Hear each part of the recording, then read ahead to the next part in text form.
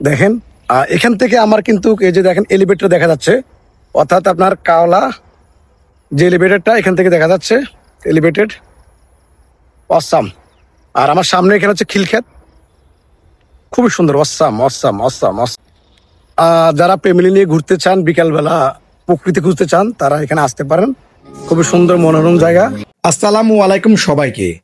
আজ আমি চলে এসেছি কাওলা রেলগেটের পাশে, এক অসাধারণ সুন্দর এবং নিরিবিলি পরিবেশে।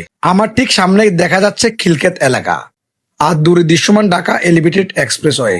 শহরের ব্যস্ততার মাঝেও এমন শান্ত একটি জায়গা আছে, না দেখলে বিশ্বাস করাটাই কঠিন। আমি ইচ্ছে করে খুব সকাল সকাল এখানে চলে এসেছি, কারণ বিকেলের দিকে এখানে বেশ মানুষের সমাগম হয়। কিন্তু সকালের পরিবেশটা একদম ভিন্ন।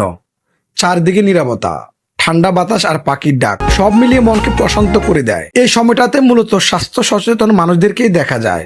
কেউ হাঁটছেন, কেউ দৌড়াচ্ছেন, আবার কেউ শরীর চর্চা করছেন। দিনের শুরুটা সুন্দরভাবে করার জন্য এর চেয়ে ভালো পরিবেশ সত্যিই খুব কম পাওয়া যায়। তার পাশে তাকালে চোখে পড়ে সবুজের ছোঁয়া আর খোলা আকাশের সৌন্দর্য। মুহূর্তের জন্য মনে হবে না যে আপনি রাজধানী ঢাকার মধ্যেই আছেন, মনে হবে যেন শহরের কোলাহল থেকে দূরে প্রকৃতির মাঝে কোথাও হারিয়ে গেছেন। সবচেয়ে অবাক করার বিষয় হলো এত কাছ থেকে এলিভেটেড এক্সপ্রেসওয়ে আধুনিক সৌন্দর্য আর প্রকৃতির শান্ত পরিবেশ দুটি একসাথে উপভোগ করা যায়। এই দৃশ্য সত্যি চোখ জুড়ে দেয়। যারা ঢাকার ভিতরে একটু শান্ত পরিবেশ সময় কাটাতে চান, সকালে হাঁটাহাঁটি করতে চান বা প্রকৃতির ছোঁয়া অনুভব করতে চান, তাদের জন্য জায়গাটি হতে পারে একটি চমৎকার গন্তব্য। প্রিয় বন্ধুরা, এই জায়গাটি আপনাদের কেমন লাগছে অবশ্যই কমেন্ট করে জানাবেন। ভিডিওটি ভালো লাগলে লাইক, কমেন্ট ও শেয়ার করতে ভুলবেন না। সবাই ভালো থাকবেন, সুস্থ থাকবেন। আল্লাহ হাফেজ।